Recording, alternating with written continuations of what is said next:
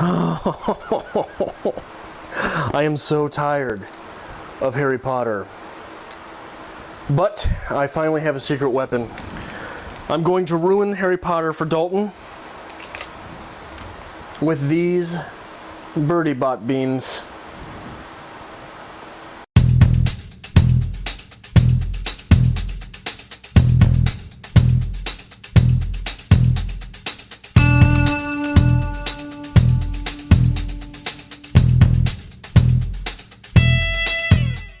Welcome to Strip Coverlit. I Hate Children. And I'm Dalton Gentry. And I'm Adrian Fort. And this is Adrian Reads Harry Potter. And this is the third book, Prisoner of Azkaban, chapters 7, 8, and 9. Yes. Which changed your life. Give us a small rundown of the chapters? I would love to give you a small rundown. First one, chapter 7, The Boggart in the Wardrobe, which I'm convinced is a C.S. Lewis reference, but whatever.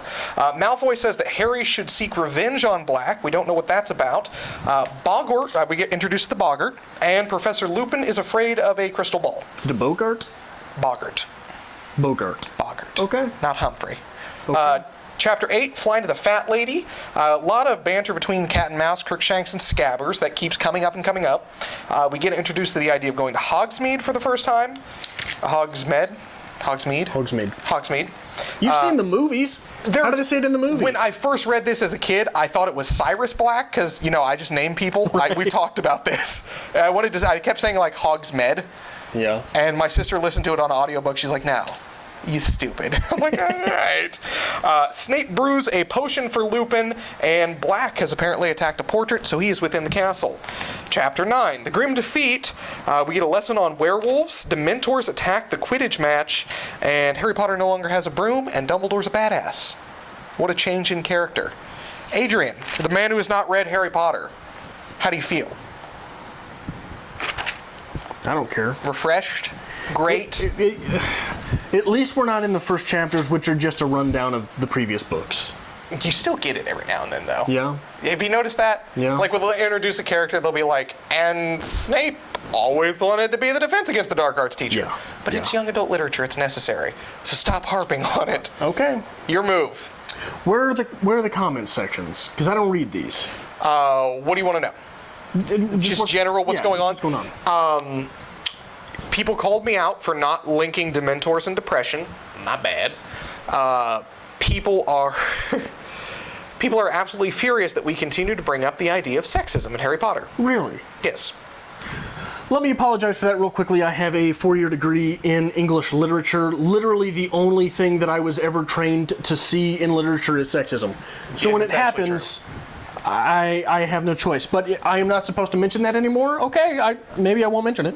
Tiny backstory to our college experience. Every single professor that we had, with very few exception, identified as a diehard feminist and taught a lot of feminist literature.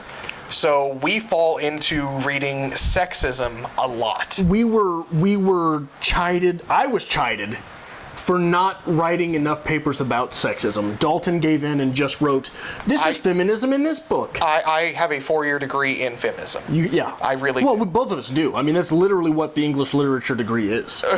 It's getting to that point. Yeah. But, yeah. If I'm not supposed to bring it up, if I'm not supposed to make those points, I won't make those points. But if you would like to have a sit-down discussion about Gloria Steinem, I am your man. But anyway, so we will try not to touch on sexism unless it's readily apparent and needs to be addressed. So there's that. I'll just ask when it comes up. I'll just ask questions. Okay. What else have we missed? A lot of people are excited that you're still going through this. Still going through it. Still suffering. The idea that you think Gandalf and Dumbledore are the same person is delightful. No one's ever seen them in the room together. No one has ever seen them in the room together. And one person did have the heart to say Stephen Fry as Dumbledore. Thank you. Tell me I'm wrong. So you win that one. Tell me I'm wrong. So that's your brief rundown on the comments. Again, trying to keep things... Also, to reiterate upon that point, I believe J.K. Rowling is an atheist. Okay.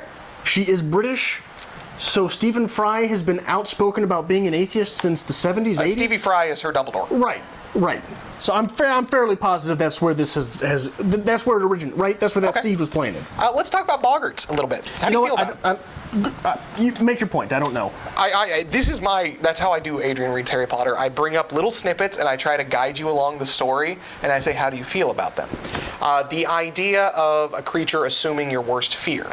I think that's a beautiful part of young adult literature, is the fears of childhood, because a lot of these fears are silly. The Mummy, Snape. How funny is Snape in a dress? Instinctually, this is funny to children, right? Because it is a masculine role to wear manly clothes and a feminine role to maybe wear dresses. I have the urge so much right now to get a little ticker that says sexism, just like a counter. Well, is this part of the reinforcement that instills gender bias against the trans community? Very interesting. Is Snape in a dress ridiculous? Or a ridiculous hat? Is that funny? Is it simply a way to undermine his masculinity? What is it about reducing one's stereotypical masculinity that makes them available for laughter? Okay. Right? Now hold on. This is done specifically to reduce his intimidation factor, is it not? Correct. He's still the Snape under the clothes, but that Snape is wearing a dress, so it's ridiculous. Look. He's a man that wears a dress. It's okay to laugh at him. He is ridiculous. Ridiculous.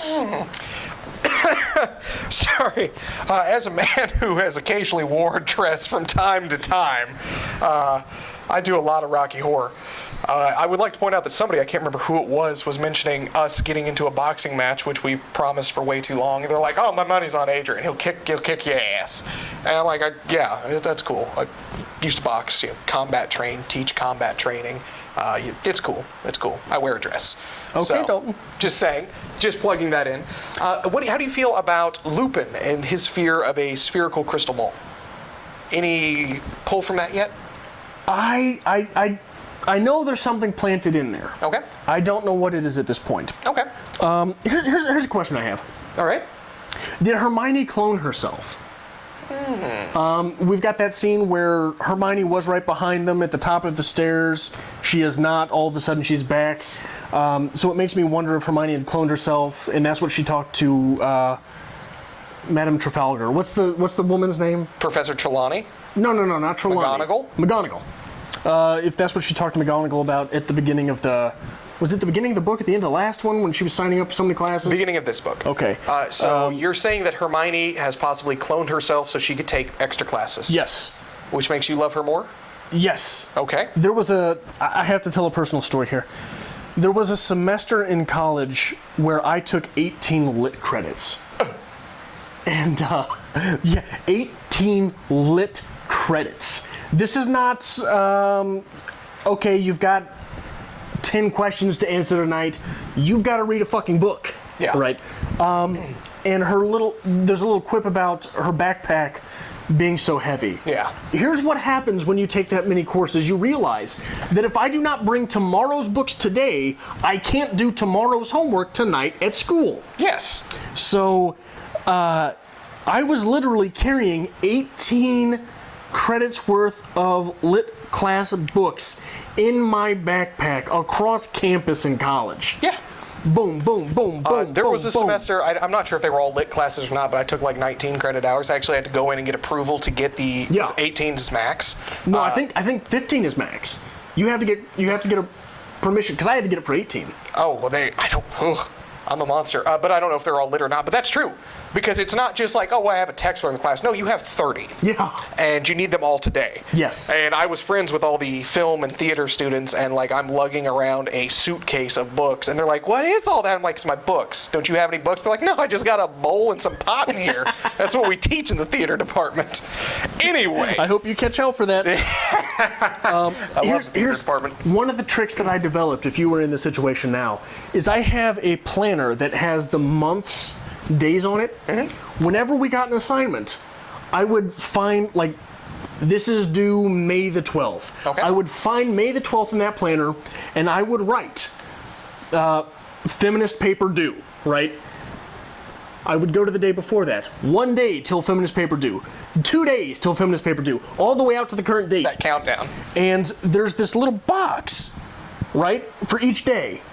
Literally filled with due. This is due. This is due. Everything's due. 10 days till due. 4 days till due. 3 days till due. And then the magical end of the semester where everything falls at 1 day. Yes. And you have hell. But Yes. anyway, since Adrian couldn't clone himself, as you've taken it for now.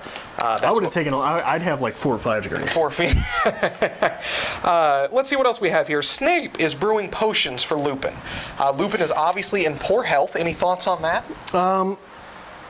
It's played up that Harry is worried that Snape is trying to poison Lupin. Okay. And it's made obvious that Snape doesn't want Lupin there. Correct. I don't think this is because Snape wants that job.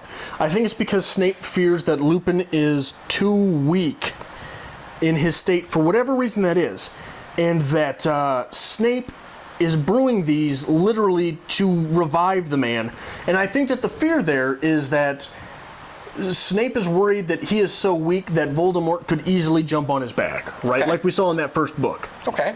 So that's what I think is going on there. That's nothing more than me playing the Snape is still Scooby-Doo the good game. guy. The Scooby-Doo game. Yeah. No. Yeah. Snape's obviously the good guy here. There's that when he takes over the class. That Snape fella. He's not afraid to be a dick to children. Right? I mean, these are at this point 9-year-olds. No. Right? No. How old are they when they start the book? 11. On the first Harry Potter? Yes, he's Still 13. 13. Okay? 13's a kid. Yes. Here's Sit down, shut up. 5 points from Gryffindor. Right. Here's some. You want to hear something that'll blow your mind, though. We recently read Miss Laura for the channel. Okay. These kids, 36 months away from being the kid in that book, in that short story, right? Yeah, that hurts my brain. 36 months away from being the kid who's sleeping with a 35-year-old woman. There is no such thing as sex in Harry Potter. Unless you like the Hollywood interpretation of this film, the Marauders map, which, we're jumping ahead here. You haven't got there yet. Okay. But we'll get there. There's sex in Hollywood. Okay. So we'll get there in the next couple weeks when we get to those chapters. Jabbers. Damn. But no, there's a huge contrast between Snape and Lupin. Snape is the one who says, sit down, shut up, 5 points for looking at me. Lupin is the one who encourages the students. He encouraged Neville, and he's pushing Neville, therefore. But they're both pushing in their own way. So I think equally great professors. It's just different style. Right. Snape is also very virile, right? He's attacking. He's very forward. He's he fits that masculine trope, right? Of the very forward villain. Okay. Lupin is more yielding. I think so. Just for your own personal satisfaction, Snape is Mike Cadden, and Lupin is Jeannie Crane. You won't get that. That's funny. Let's go. Here. You got something else? At what point is Harry Potter putting the other children in too much danger? And, Always. And you don't bring him back to the school. At what point do you have to say, look, we've got 1,000, 2,000 kids in this school. You mean danger to them. You cannot come back. I don't know. Right? How do you tell that to the kid who, in legend, saved the world? Right. But how do you tell that to the kids' parents who are sending their children to this school that Harry Potter is at? I think they're comforted by that. Oh, yeah. The parents are comforted that Harry Potter. He who shall not be named, that's very comforting to you. That he who shall not be... Okay, Osama bin Laden Okay. is after a child at your high school. All right. How do your parents react? All right, you win that one. I don't. Goddamn! But it's the... Shut up. Okay, many of you might not remember Osama bin Laden. We're talking to a very different age group here. Kim Jong-il is after a kid at your high school. They don't know Kim Jong-il, do they? You're not that old. I mean, you are that old, but you're not that old. Anyway, Dementors. The night Osama bin Laden was killed, Yes? guess where I was? Where were you? College library. Of course you were. Of course you were. Believe it or not, I went there once. It was nice. Dementors. We get to learn a little bit more about Dementors, and they attack the Quidditch match. This is the first time we see the Dumbledore that I remember. Now, we talked about this very early on in the channel, where in the first book, Dumbledore is the bumbling old fool. He's crazy and he's so silly. This is badass Dumbledore.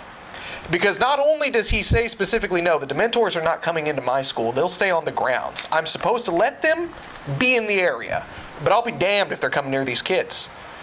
And when they do swoop in, who is the first one to fly out on that field and say, fuck all, I'm a badass?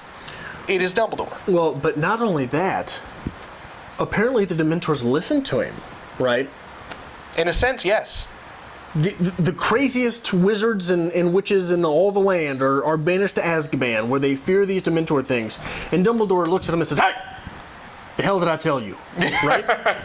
Dumbledore's your dad when you stay out too late. So there is more to Dumbledore. And, the students are even saying at this point, no one's seen Dumbledore that angry, ever. Well, not the students, the teachers. The teachers. So there's a lot going on with Dumbledore, and that is why he becomes one of my favorite characters. He is completely different from the original Dumbledore we were given. Right. This is J.K. Rowling growing as an author. She is developing character. She has taken what was just a bumbling old fool and is turning him into a character. So I hope there's at least that. You're getting that at least. Right. Something. Here's a cross-literary reference I want to make with the Dementors. The hesitancy with which Dumbledore deployed them, right? Yes. Look, I didn't want to do this, but this is the last-ditch effort. We have to keep Sirius Black out of the school. Yep. Here's the Dementors. Government says we have to. They mean hell. That is the type of hesitancy, that is the type of caution that I've always wanted to see with Professor X in relation to Wolverine. Okay. Because in Wolverine's comic books, that's him, baby. Like, you want to talk about the Hulk being the one that gets too angry and destroys things? People see the Hulk coming. Yeah. Wolverine's a ninja. He just goes in and kills everything. Yeah, he destroys. So if Hollywood is listening right now, that is a trope that you should put into your next X-Men movie. Sirius Black has attacked the portrait of the fat lady, so he's in the castle. He's the cat, isn't he? You think he's the cat? I think he's either in the paintings or he is the cat. Okay. I am not sure where to go with that because the person in the painting runs away. So where else are you running besides other paintings? Makes me think that he's in there chasing something around, maybe. Okay. Also, Sir Cadogan? Cadogan? Knight, who takes place at the fat lady? Yes. The circumstance surrounding him, that's wonderful. That's good stuff.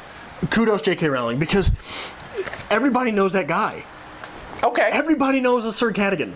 The guy who takes his job way too seriously. Yes. And when something terrible comes up, everybody's like, man, I ain't doing that. And this guy's like, yes, it is my duty and my honor to do this one thing. I'm here. That is one. Everybody knows that guy. That is a real person. So what can we say about Sirius Black, though? Not only has this man survived Azkaban, he's the first person to ever have escaped the Dementors from Azkaban, but now he's gotten past them, he's gotten past Dumbledore, and he's in the fucking castle. Yeah. So see, there is a lot going on with Sirius Black. We're building him up great. And again, Malfoy is saying, Harry's going to want to seek revenge against him. We haven't got to figure out why. Here's something I'm very disappointed at with these stories. We are 3 books in, approximately 800 pages, I think, at this point, into the world of Harry Potter. And the world of Harry Potter is a story about a boy whose circumstance is completely distraught, right? Is completely just, what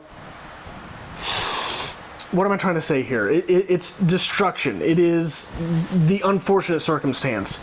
Okay. We're 800 pages into that, and no one has made a too soon joke? Right? Really? Hey, I'll see you after the holidays, after Mom and Dad, huh? Too soon? Really? Come on! They're children, Adrian. Didn't you just yell at me earlier because they're children? They're 7th graders. They're 7th graders. I was making too soon jokes in the 7th grade. And I really want to get onto this subject here. It seems like what is mentioned in the Harry Potter books is very watered down. But again, it's young adult literature. It's children's literature. I don't even think this is young adult literature. I think that this is. You think it's transcending into adolescent teen literature? Well, it's middle-age literature, isn't it? I mean, these kids are 7th graders. We started with them when they were 5th graders. I'd say the first book would be considered children's. Yeah. This book, however, maybe we're getting closer to teen literature. I have to tell a little story though. Okay. The last time we filmed Adrian Reads Harry Potter, I left my book here.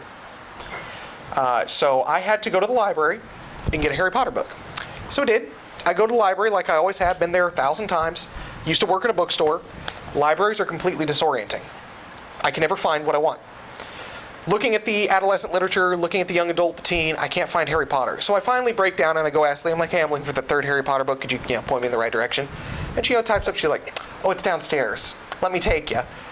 Basically leads me down the hand into the children's area, which is nothing but, I'm going to say 8, 9-year-olds at the oldest, a lot of toddlers playing. We go past the coloring books, we go past the puzzles, we go past the storybooks, and she pulls it off the shelf and like hands it to me, and I have never been more broken. I was completely embarrassed to be there. So that happened. Well, I'm glad you're embarrassed about this as well. So, okay. I feel your pain. Here we go. Page 168. They've got a new captain and seeker, Cedric Diggory. Angelina, Alicia, and Katie suddenly giggled. What? Said Wood, frowning at his lighthearted this lighthearted behavior. He's that tall, good-looking one, isn't he? Said Angelina. Strong and silent, said Katie, and they started to giggle again. What strong female characters? What strong female characters? I am so glad that J.K. Rowling has employed such strong female characters in this story, and that there's no sexism. I didn't say that. All right, there's my ticker again. Cedric Diggory. Not to spoil anything, but that is a man we are going to see more of. I don't remember Cedric Diggory. He was the man you just referenced. Oh, yes. So he is going to become a bigger character. Okay. So we're going to see a little bit more development with him. That is going to be the next book, but I think it's going to be interesting. And we'll see how that goes. Okay. So, anything else? What did you ask me about Lupin earlier? I asked you about his fear of the crystal ball, the sphere, whatnot. Snape trying to revive him. A seeker? Lupin? Yeah. I don't know if it was addressed. Okay. You say that would make sense with the bludgers. Okay. Maybe that's what it is. Okay. Anything else you really want to touch on? We had the first visit to Hogsmeade, pretty unremarkable. Snape taught the defense against the dark arts lesson against werewolves. And he was wonderful in that, right? I mean, he did a good job. Harry's broom got destroyed. Kids were really learning things. You really like Snape, don't you? Carry on. I'm just right. Anything else you really want to touch on here? Advanced lessons in the field, right? Okay. Werewolves. Okay. For Christ's sake. Not that, piddle dick shit that, Lupin's been teaching you. We're going to go straight into werewolves. Yeah. Which are terrifying. Werewolves are terrifying. Okay. I mean, that's the one classic monster that if there were a werewolf apocalypse, all right. Right? I mean, you're not surviving werewolves. I don't think so, no. End it yourself. All right. So, we'll get back to this next week. Yes. We'll get more, and we will find out more about what's going on in Harry Potter.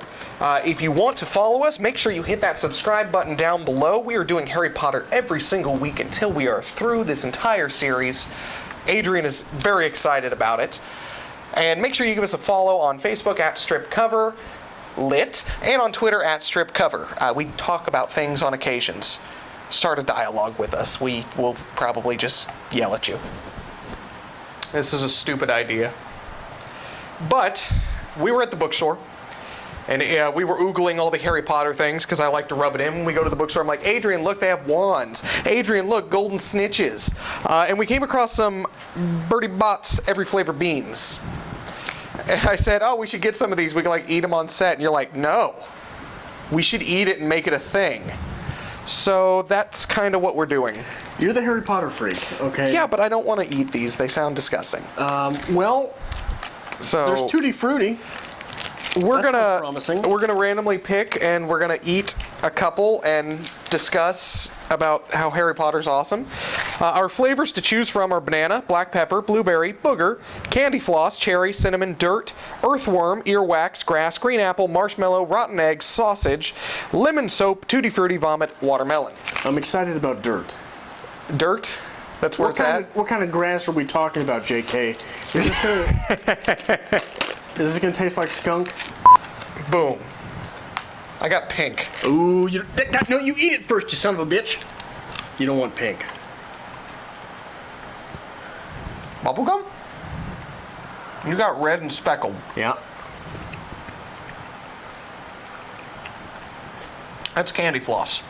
This is dirt. Is it really? This is dirt. No, it is not dirt. That is earthworm. Close enough. Is it delicious? Earthworms are just live dirt. I got white.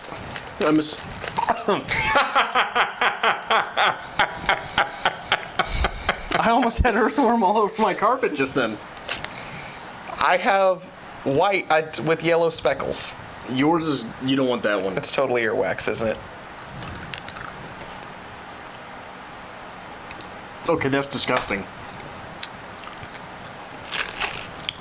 Oh no. That's not earwax. That's rotten egg. And that is... Mine says it was soap. That did not taste like soap. That's sulfuric. That tastes like fireworks smell. Bright yellow. That's got to be urine. I hope it is urine. Okay, I got black and gray. This is probably the pepper one, That's right? black pepper. Oh, it's lemon. It's delicious. If mine does not contain a watermelon, I'm going to be pissed off. So, Harry Potter. What about it? Any snippets you want to throw out since this is kind of like a Harry Potter themed video? I don't... We should have got the chocolate frogs. How could have those been wrong? Are you allergic to pepper? Is this something you're supposed to preface with? I don't think so. No speckles. Cinnamon? I have no idea. That's cinnamon. Oh, we're good. How the fuck do you keep It's doing pretty this? good. I got blue. It's blueberry. Plain That's easy. colors are normally good, right? Plain colors are safe. Blueberry? Yeah. Oh, look. Green. I think that's probably watermelon. Okay, I think I got your spoiled egg here. Oh, it's green apple. Pretty good. No, what's that? That's marshmallow. Oh, marshmallow's okay. All right. What is it? That is brown with black speckles. I have brown with white and... Those might be the same. This must be vomit. One's vomit and one's dirt. All there is to it. I got dirt. Oh my God. That's not good. Like, is it asking too much? Can I spit in your mouth so you can taste this? Fuck you. This is reddish. That's black pepper, isn't it? Yeah. That's cinnamon. I get a cinnamon one. Cinnamon? Cinnamon. Cinnamon? Cinnamon. Black pepper's okay. Oh, hey. The same? Is this the same one? No, different colors. Okay, I think this is vomit. Or booger. That's earwax. That's not good. It does not taste like earwax. I mean, presumably. I dropped this one, which I'm gonna eat, and I have no idea. No, I mean, Soap. Definitely soap. I got another cinnamon. Cinnamon. Here's light green.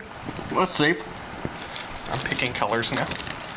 That's grass. Oh, how's grass taste? Oh man, let me tell you, this grass one, man, it's good, but like it just makes me more hungry, man.